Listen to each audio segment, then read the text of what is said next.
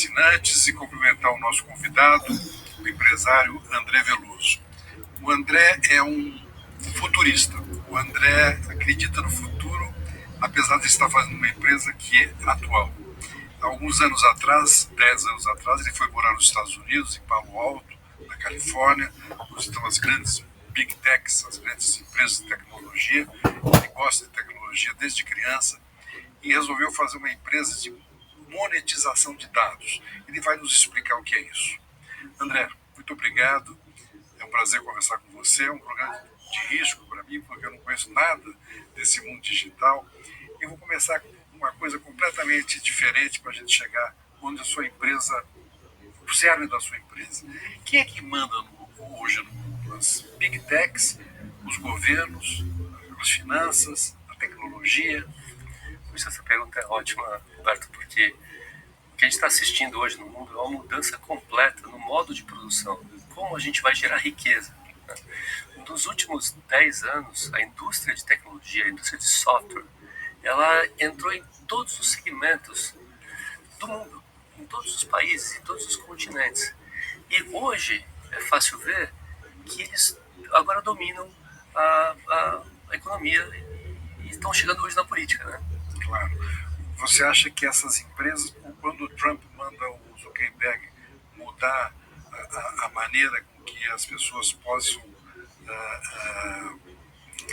como é que era que ele tirou os fact-checkers. Exatamente. O Trump deu um aperto no Zuckerberg e agora vai modificar a maneira com que as notícias cheguem no Facebook ou no Instagram, né? Isso, mas você está falando de companhias que são maiores que países, né? A Meta tem bilhões de usuários. A Meta é dona da Facebook, do Instagram. O Mark ele toca bilhões de pessoas. E trilhões de dólares. Você vê companhias hoje que o valor dessas companhias, especialmente depois do Covid, nos últimos 3, 4 anos, eles duplicaram em trilhões de dólares. Então a gente está falando de uma mudança muito profunda, de uma concentração de renda, de uma concentração de riqueza e de um rearranjo geopolítico no mundo inteiro. O que eu vejo que está acontecendo nos Estados Unidos agora é justamente um ajuste para que isso possa acontecer. A gente não pode pensar por um segundo que isso não é seríssimo. Os Estados Unidos vai fazer o que ele está fazendo, o que ele está falando. Ou seja, o Trump foi colocado lá pelas empresas de tecnologias, elas mandam nele ou ele manda nas empresas? Eu não sou político, eu não sei quem manda em quem, mas o processo inteiro dessa eleição, ela acontece muito bem cercada e até funded, financiada pelo Silicon Valley. Você vê o Elon Musk ali do lado, você vê pessoas como Peter Thiel, que são, além de serem empresários fantásticos, né, vocês estão vendo um mundo onde você tem China, você tem Índia, você tem todo um rearranjo geopolítico, e para onde vai o dinheiro, quem manda, quem não manda. Agora você falou na China. A China está mais adiantada que os americanos? A China está mais adiantada do que todo mundo. Todo mundo. Mesmo na área digital? Especialmente na área digital. A China investiu pesadamente em tecnologia, especialmente em dados, criou uma das primeiras exchanges de dados, bolsa de dados no mundo, digitalizou o país inteiro, a população toda. E o dinheiro não existe mais, né? Não, o dinheiro não é cashless, né? Sem dinheiro, tudo digital. Tudo digital. Agora, a tua empresa é uma empresa que monetiza dados. O que são os dados? Essa é uma pergunta ótima. As duas perguntas que todo mundo pensa é qual dado, né, e quanto vale o meu dado. Né? O que gera dados são relacionamentos. Só relações geram dados. Pode parecer um pouco abstrato, né? Mas na verdade é tudo que você faz. Tudo que você faz gera valor, dinheiro e dados. Né? E dado tem sido monetizado desde sempre. Você tinha companhias que vasculhavam lixo para saber o que você consumia, né, o que você comprava ou não, para poder definir. Agora não precisa mais, o celular. Agora o seu celular faz isso 24 horas por dia. O jeito que eu gosto de repetir essa história é assim. Todo mundo hoje tem um celular no mundo inteiro. Se você tem 8 bilhões de população e 8 bilhões de telefones no mundo, né? Pensa assim, você tem um telefone, todo mundo tem telefone. Quem paga a energia que vai aqui nesse telefone? Eu e você e todo mundo, a gente está pagando a energia que vai no telefone, né? Quem paga a operadora que transporta os dados aqui? Quem comprou e escolheu esse telefone que tem um chip que bombeia o dado cada vez que você cada vez que você faz um pagamento, cada vez que você assiste um vídeo, cada vez que você manda uma mensagem? Se você pensar desse jeito, você vai perceber que você está pagando para processar 50% do dado do planeta. Todos nós estamos pagando para processar dados. Isso não é um problema filosófico, porque existem soluções de engenharia para isso. Também não é um problema do direito, porque a privacidade de dados já começou a tratar desse tema, né? Mas hoje não existe mais privacidade. Isso já acho que nunca existiu, né? Sem privacidade em dados, isso nunca aconteceu. Sim, mas digo, depois da internet, depois da tecnologia avançada, hoje eles sabem tudo o que nós fazemos. E sim, por isso a legislação evoluiu, né? Por isso se criou, você tem hoje 162 países no mundo inteiro que já tem legislação de privacidade de dados. Mas funciona, porque, por exemplo, se você acorda de manhã, já pega o celular... Você tem multas bilionárias, 5 bilhões de multa em companhias de tecnologia. Isso principalmente na Europa, né? Na Europa e nos Estados Unidos. Sim. Que são multadas. São multadas por vazamento de dados, por mau uso de dados, né? E o interessante disso é que, puxa vida, é o seu dado, né? Então, quando o seu dado vaza, quando o seu dado é mal usado e uma companhia dessa leva uma multa, você recebeu algum dinheiro disso? Não. Pois é, os dados são as informações que nós utilizamos, né? Tudo que é informação é um dado. Quando você toca no seu telefone de manhã, quando você acorda, sim, e levanta o telefone, esse telefone aqui, ele tem diversos sensores. Ele registra tudo. Ele registra, olha, Roberto levantou o telefone, acordou. E ele começa a ver que você acorda todo dia nesse mesmo horário, né? E a gente começa a conseguir prever até que hora você acorda. E se você dormiu mal ou bem, porque ele também está ouvindo você dormir. Quer dizer, tudo que você fala, o telefone registra, mesmo desligado? Ele consegue. Ligado. Ele tem que ligado. Ligado. Ele consegue te ouvir. Quer dizer, então, hoje eu digo que não tem mais privacidade porque as pessoas sabem tudo que a gente faz. E as pessoas que eu digo, essas grandes empresas. Você deixa uma marca. Onde você passa, quando você vai num restaurante, quando você vai no laboratório fazer um exame, quando você faz um pagamento, quando você assiste um vídeo, quando você deixa o seu telefone na mesa. Isso tudo é monitorado. Certo.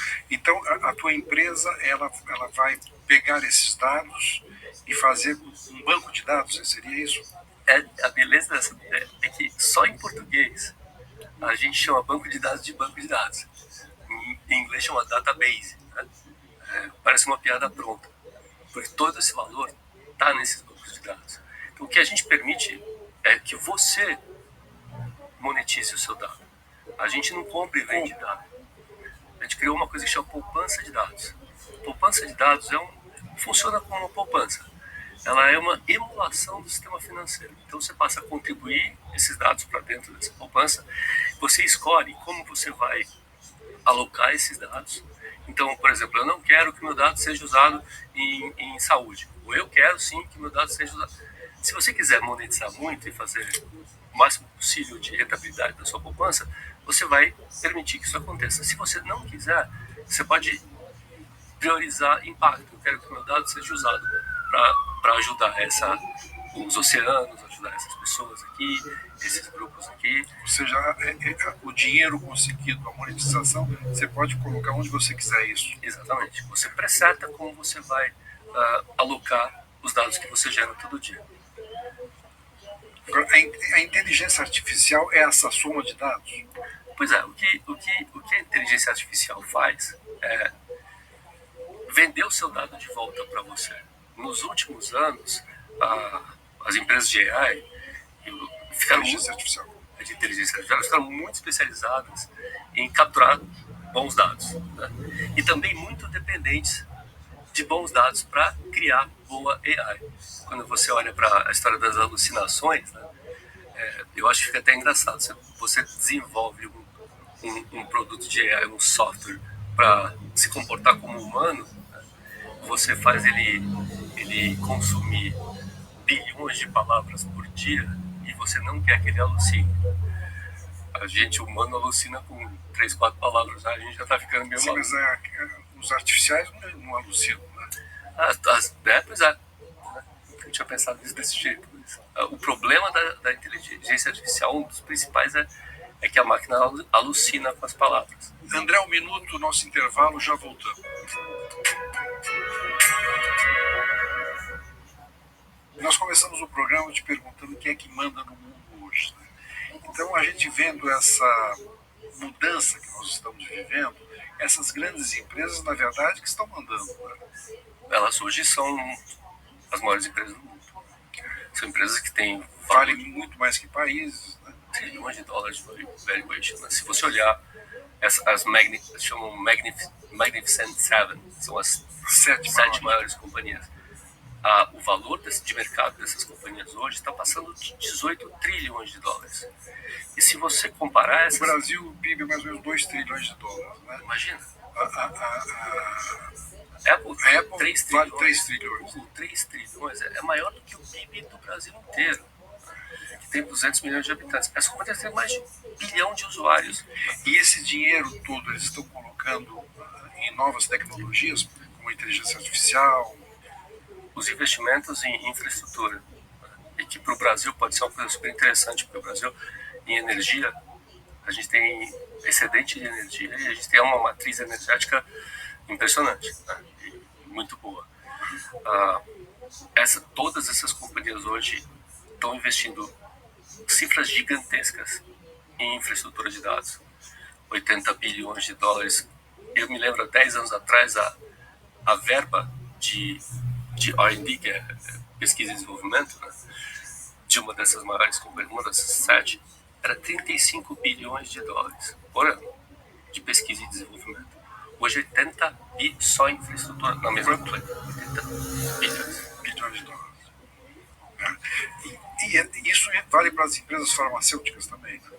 Quando você pensa fora da indústria de tecnologia, e aí você vai ver dentro da economia saúde, alimentação, serviços, comunicação, todos os outros setores, as outras verticais, essas companhias elas produzem bens como roupas, sapatos, casas, moradia, produzem comida para a gente comer, e o valor dessas companhias vem sendo diminuído, né, perante as de tecnologia. Então você vê os próprios bancos. Se você comparar a tecnologia com o banco, então fica pior, porque os 5 maiores bancos do mundo, com as 2 maiores operadoras de cartão de crédito do mundo, o valor de mercado dessas companhias não dá 3 trilhões de dólares. E comparado com as empresas de tecnologia, que valem 18, você tem quase 15 trilhões, são trilhões de dólares de diferença entre quem processa quase todos os dados do mundo e quem processa quase todo o dinheiro do mundo. Você criou uma carteira de dados, né? Isso já está funcionando nos Estados Unidos? A gente fez o lançamento esse ano passado, em outubro, num evento que é o maior evento de finanças do mundo, que é o Money 2020, e foi fantástico o lançamento. A gente foi considerado a proposta mais ambiciosa e mais inovadora do ano. Isso já está regulamentado? Lá as pessoas podem poupar já os dados nessa empresa, nessa carteira? A primeira fase disso é trazer as empresas, porque as empresas produzem produtos e serviços que os consumidores têm relação com, ao comprar, ou usar, né? E aí geram dados. Então essa primeira fase, até 2025, até outubro de 2025, a gente vai trazendo as companhias e enriquecendo produtos com dado como valor agregado para o usuário. Eu vi que o Roberto Campos Neto, que dirigia até outro dia o Banco Central, elogiava a tua empresa nesse sentido, pela forma como você está jogando no futuro, né? Que isso vai acontecer de qualquer maneira. Eu vi que o Gustavo Franco, que foi um dos criadores do Plano Real, está com você. Você tem outros grandes empresários americanos, né? Quando é que essa empresa vai dar lucro? Eu acredito que muito em breve, porque daqui para 2026 a gente termina todo o nosso roadmap.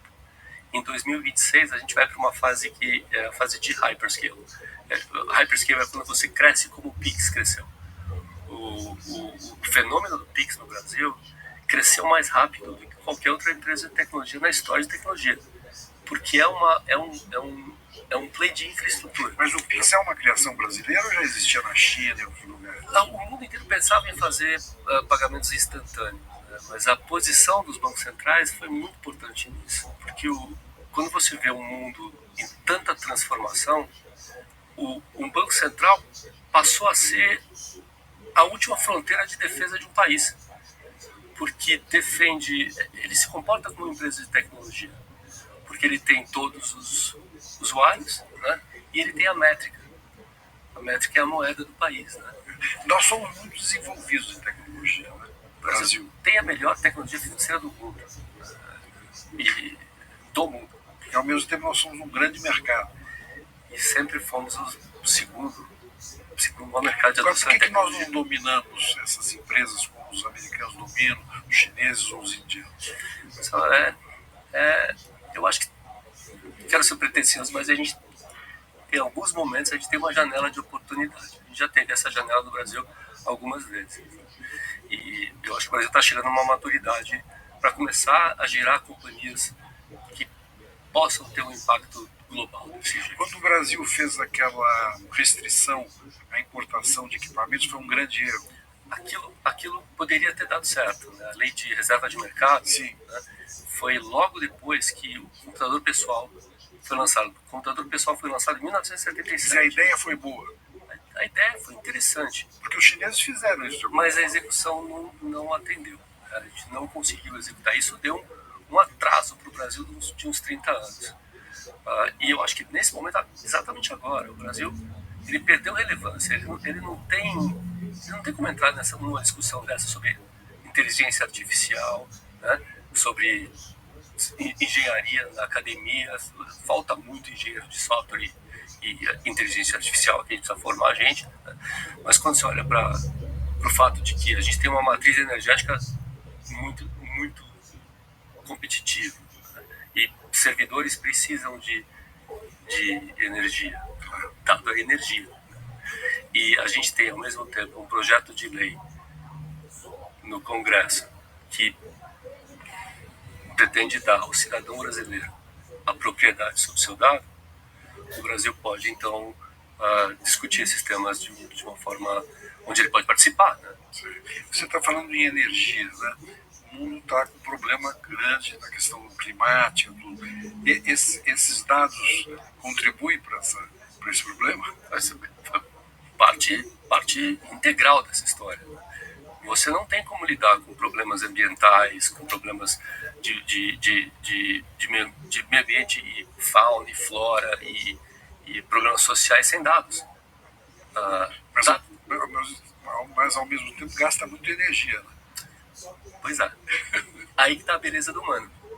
Porque se você imagina e olha as contas para essas grandes companhias de processamento de dados, especialmente inteligência artificial, as contas ainda não fecham.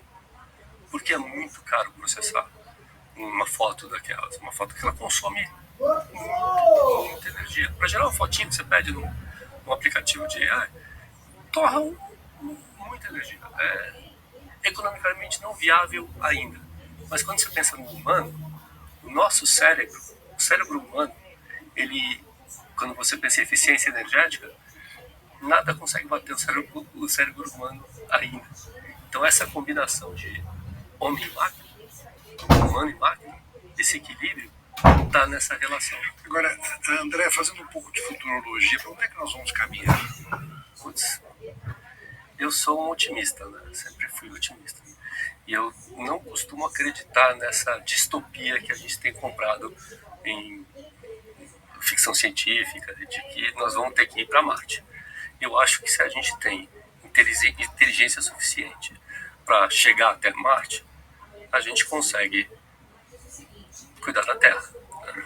E eu acho que para a gente poder chegar aí para Marte, a gente precisa de um mundinho em boas condições, né? Saudável o suficiente para gerar riqueza o suficiente para que a gente possa ter exploração planetária para outros lugares. Mas sem um planeta saudável, eu não acho que a gente consegue fazer isso. Agora nós estamos com um problema de líderes hoje no mundo. Né? Você pega um sujeito como o Trump nos Estados Unidos e outros, né? Com ideias belicistas, né? É uma preocupação muito grande para esse mundo moderno que a gente quer, no bom sentido. Né? Pois é. Você vê querendo anexar o Canadá, querendo a Groenlândia, dizendo que o Putin podia ter feito aquilo porque tinha que fazer mesmo. São ideias. Esse ano vai ser um ano perigoso. Né? Eu acho que esse ano é fundamental para os próximos 5 anos. Todas as agendas de 2030 alinham para isso. Né? Esse ano é fundamental especialmente depois de quando o Trump entra na presidência, né? Mas se você perceber esse fenômeno, essa polarização toda que a gente vem vivendo há algum tempo, né? É uma reação à própria China, né? A China é muito forte e a China executa as coisas.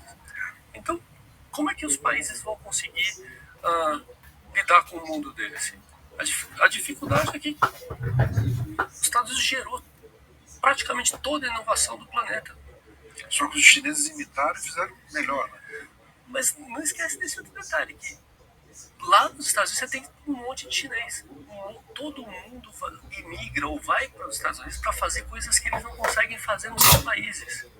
Então, às vezes a gente olha para os Estados Unidos de um jeito engraçado, porque ali você tem cabeças da Europa inteira, cabeças da Ásia inteira, cabeças da China, né, que vão para lá para tentar criar as coisas que vão desenvolver os seus países. Então, às vezes, eu acho que a gente tem que olhar para os Estados Unidos como um lugar bem especial. E essa distorção, eu acho que às vezes... Para você que mora lá em Paulo Alto, né, que é justamente onde nasceram as grandes empresas de tecnologia, como é que é aquela juventude? Hoje você tem uma... Pós-Covid, né, você tem uma... Isso é uma aplicação pessoal minha. Né? Eu tenho 2 filhas jovens, bem novas, uma de 16 e outra de 20 e poucos anos. Você tem uma geração de pessoas que passou pelo Covid. É um impacto muito grande. As pessoas foram trancadas em casa. Né? E onde você tem ideias como renda passiva, onde você tem essa venda de influenciadores nos aplicativos que ganham milhões. Eu acho que só trabalho constrói, sabe, o honesto e velho bom trabalho, né? E a gente tem um gap de gerações, nós dois, a gente viu um mundo sem internet, e essas pessoas não viram. A minha filha nasceu já com um telefone, ela não faz ideia do que é, ela nasceu adotada. Esse gap vai ser muito bom. A gente tem uma missão como... Quer dizer, é um novo mundo total. Né? É um mundo completamente diferente desse que a gente já viu e muito diferente do que a gente cresceu dentro. Né? A nossa missão como avós Quer dizer, é difícil mensurar como é que vai ser esse mundo daqui 10 anos, por exemplo. Eu costumo olhar um pouco para trás. Né? Eu sou muito positivo. De 1977 até 2022, o PIB do planeta cresceu de 7,3 trilhões de dólares para 84 trilhões de dólares. Ele cresceu 11 vezes. Mas pouco distribuído. Né? Nesse mundo só existia o Oeste. Né? A Ásia não existia. A China, a Índia, a Indonésia, ela praticamente não existia. Hoje a gente está falando de um futuro que inclui 6 bilhões de pessoas. O nosso Oeste aqui, as Américas, tem 2 bilhões de pessoas. Tem 6 do outro lado. Então imagina que se a mesma coisa que aconteceu no passado, nos últimos 40 anos, se repetir aqui para frente, a riqueza e o valor e a riqueza que a gente vai criar é tão gigantesco que eu consigo ser muito otimista. Não sou otimista para vender. Ou seja, a tecnologia pode salvar o mundo, deve salvar o mundo. Ou não? Eu acho que dados devem salvar o mundo. Eu acho que é por isso que você está nesse negócio. Eu acho que a gente passou por uma fase onde o software já comeu, ele já chegou no limite dele. E AI é a fase de transição. A inteligência artificial é a transição. É a transição. Que a gente não sabe onde vai chegar. Esse é o que dá medo, né? A gente imaginar que, putz, o futuro é incerto. Mas eu acho que o humano sempre conseguiu superar desafios bem grandes, né? André, passou rápido, né? Puxa, Talvez nem tenha dado para a gente falar exatamente do que você faz, que é mais complexo, porque é difícil as pessoas entenderem.